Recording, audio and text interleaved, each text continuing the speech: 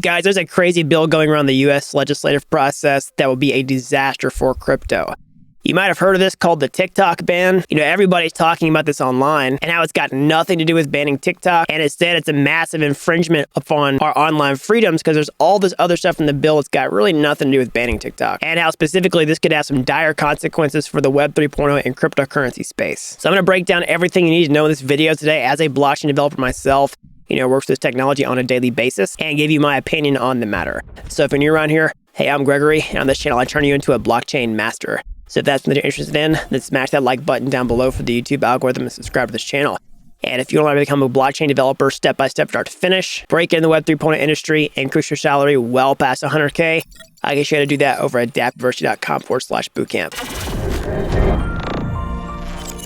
All right, so let's jump into this. So there's a new bill in the US called the Restrict Act. Okay, you might have heard of this called the TikTok ban, and you've probably seen the backlash about this going around online saying, hey, this has got nothing to do with TikTok. I'll get to that here in a second, but let's start off with the whole reason why the bill would want to ban TikTok in the first place. So there's a growing awareness among the average person that everything you do online is tracked and that your privacy is violated every single day. From what you post on social media, all that stuff could be saved by a company and sold to advertisers. All the photos you have on your iCloud or Dropbox could be potentially compromised. We've seen this with celebrity iCloud leaks. Or any email you send or receive could be read by Google or somebody else. And after a while, the average person kind of starts to put two and two together and think like, hey, I have a camera on my phone. Theoretically, couldn't someone access that without my permission? Or, my phone has a microphone. Couldn't someone listen into my conversation?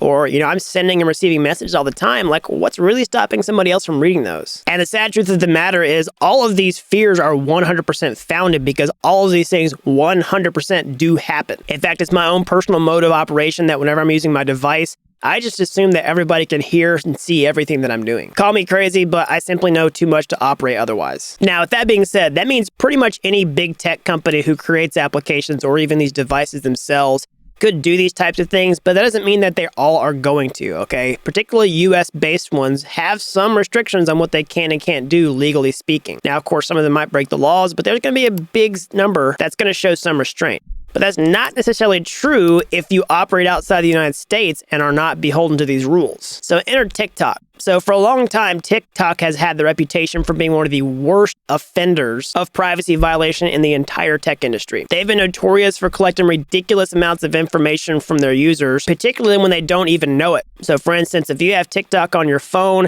it can get your phone number, your contacts, all the photos and videos on your phone, whether you consent to them or not, any message you send or receive on your phone outside the app, what you type on your keyboard, and even activate the camera and microphone when you're not using the application. It's absolutely insane. And like what I was saying before, because this is not an American company and it's not held to the same standards of others, you really have no idea what they're doing with that information on the back end. Really, anything could go. And so this type of insane data collection and who knows what they're doing with it behind the scenes is one of the biggest reasons for this bill in the first place. Now, let's look at one of the other ones, why they're trying to ban TikTok, which is the potential for algorithmic manipulation, okay? So let's just say, what if a foreign government wanted to control what you see in your social media feed to manipulate what you believe, do, or think, right? So the whole idea is, when you're scrolling through your news feed, a lot of people don't trust this. There's somebody behind the curtain potentially pulling the levers, promote certain pieces of content or suppress certain pieces of content. And based on how you do that, it might shape your external view of the world around you. This kind of got famous and got into a lot of people's awareness in the 2016 election for president of the United States because there were fears that foreign entities interfered with, the algorithm and what people saw during that time. It put people like Facebook in hot water. But what if the platform was not owned by a US company and that company could, promote certain things or suppress other things to shape what you think, however they wanted to fit an agenda that was contrary to your values, and they could target you individually for being a citizen of that country. Pretty scary, right? Well, these are the two big reasons why we're seeing a TikTok ban, among a few other things, but these are the two ones that stand out for sure and that are the forefront of this Restrict Act, okay?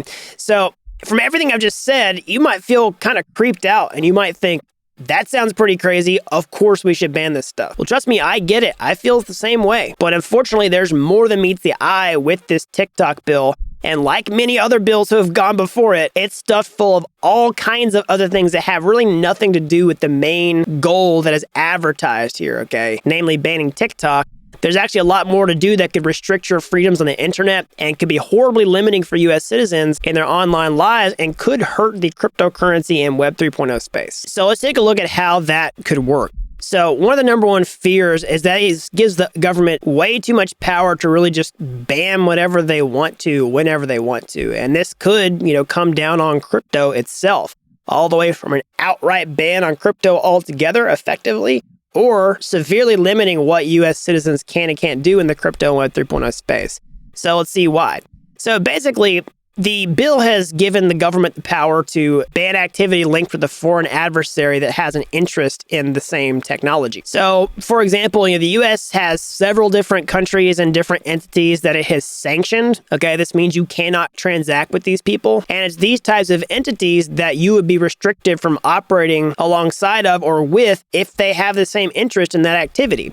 So, one way would be like with crypto mining, for example, okay? So what happens if you want to start using a blockchain or mining cryptocurrency with other people who are running that network who are on this list of U.S. adversaries, okay? So I don't have a full list of who these people are, but let's just take a country off the U.S. sanctions list as an example. Let's say North Korea.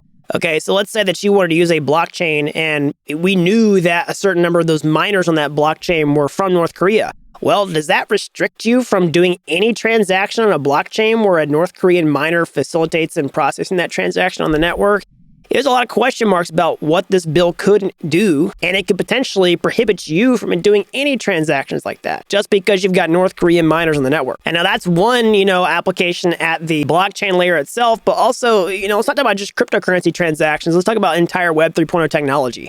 What if you have a decentralized finance application or an NFT application, and you don't know every person in the chain about how the app was created, okay, or who's using the application itself? So what if you came out that the application was created in a sanctioned country? Well, you might be restricted from using that. But in a more likely scenario, let's say the application wasn't created in a sanctioned country, but let's say it's a DeFi application, and then there's liquidity providers who are providing liquidity for your swaps, and one of those liquidity providers is from a sanctioned country like North Korea. Would you then be in trouble for making a swap that gets routed through that person's funds? The doors were wide open here. And lastly, for example, it kind of makes people just too scared to do anything because they can't prove that there are no sanctioned counterparties that are part of these transactions or that are responsible in some way for making sure that they go through. And that kind of pushes you towards the end of effectively, banning crypto. All right, so one of the other big parts of this bill that's got people freaked out is its restriction of VPNs and massive fines and potentially jail time for using them. Okay, so there's language in the bill that obviously the attempts to evade these laws are illegal, and that's alluding to VPNs or other virtual private networks, okay? This can be up to $250,000 in fines for civil penalties and up to $1 million in fines for criminal, and up to 20 years in prison for this, and the government taking all your assets. At least that's my understanding of what's going on here. And so that's got a lot of people quaking in their boots. So, if you decide, well, I'm just not going to pay attention to this, I'm a VPN user, okay, I'm just going to keep doing my thing in the crypto space, well, you need to be really careful, okay? So one thing you have to understand, obviously I'm not advocating that anybody break the law in the first place, but if you think that you're going to be able to get away with whatever you want to, you have to understand really what's going on the back end with VPNs, okay? I've talked about this in my channel many times before that, VPNs offer a lot of people a false sense of security, okay? Sure, it might be a good first layer of protection against a website that's trying to understand what your IP address is. But what you really have to worry about is the actual VPN service itself. Okay, so they have the ability to monitor every single request that you make from your computer and know what your IP address is and who your internet service provider is, okay? So basically, they have a copy of your entire web history and every single thing that you do. They're just logging all your traffic. And so you might have a VPN that says, no, we don't do that. But number one, you have to trust them, and you really have to read between the fine print and ask yourself at the end of the day, if they are in fact collecting all this information, sure, they may not just be turning around and selling it to advertisers with your name on it. Maybe they anonymize it. But the real concern is, what are they going to do when the government comes knocking on their door and says, we want a record of everybody who's using your services, and your name comes up with all the activity? Do you really think that they're going to protect you? So my answer is probably not, and that's the massive risk on the table if you think that you're going to protect yourself just by using a VPN. All right, so what is the status of the bill currently? So as you have to understand, this is not a law that's in the U.S. yet. Okay, so a bill goes through a very particular process that it has to go through in order for it to become a law. But at the time of recording this video, it looks like there is some pretty good momentum for this, and it very likely could pass as the bill stands without any more revisions, and it could actually become a law, okay? So if that happens, what are my thoughts on this whole matter? So let's just assume that the bill doesn't get any revisions and it becomes a law as is. So this obviously is not a great thing for online freedom or the cryptocurrency and Web 3.0 space, but it's not necessarily a death knell. So let me explain why. So we've seen some bills get passed in the past couple of years that are not super favorable for crypto, particularly ones that sanctioned Tornado Cash. I'm not actually sure if that was a bill off the top of my head or for something else, but the whole idea is with that and other things that have happened in the past, we've seen the ability for the government to do certain things, but they haven't always pushed in to enforce them at the full extent that you might be afraid of. So let me give you an example. So with the Tornado Cash thing, if you're not familiar with that, basically a Tornado Cash is a privacy solution for Ethereum that was sanctioned within the last maybe year and a half or so because it was linked to a lot of the hacks that were happening in the crypto space, and they basically didn't want North Korean hackers using it. So this was an unprecedented thing, and this had all kinds of questions associated with it, just like what we're seeing now that was like, hey, it said if you interacted with anybody who had used Tornado Cash, then you were in trouble, okay? So not only can you not use Tornado Cash, but if you interact with somebody else who's done it, maybe somebody who's trying to launder money through that, then you would be on the hook.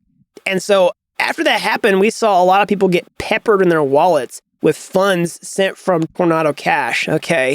And that was like, hey, look, I didn't request this, right? But you couldn't prove it. But it's not like all these people are lining up going to jail just because they were caught in the crossfire from this new piece of legislation. And I think a similar thing is going to be probably true for this, assuming that it gets passed. There's a lot of language that gives them a lot of power to do whatever they want, but I don't think that necessarily means they're going to just do whatever they want to completely crack down on everything to the fullest extent possible. We might see some things that are a little uncomfortable and have a gray area, but I don't think it's going to result in a complete ban on crypto, and I don't think it's going to be a death knell for the entire industry or the asset class or anything like that. And so those are my thoughts on the matter. I don't know what you think down in the comment section below. So that's all I got for today. As always, smash that like button down below for the YouTube algorithm. Subscribe to this channel if you haven't already. That really helps these videos out so the more people can learn about blockchain. And if you're as fascinated with this technology as I am, you want to get your hands dirty, how can you get started today? Well, you can go to my YouTube homepage. You can find my free courses there. They're like Udemy courses, but they're totally free. And if you like those and you want to take the next step, or hey, maybe you want to take a master shortcut entirely, I actually become a blockchain master step-by-step start to finish over at dappuniversity.com/bootcamp. You really don't have to be an expert to get started today. I've helped people with zero coding experience become real-world blockchain developers in a matter of months. So that's all I've got. Until next time, thanks for watching Dapp University.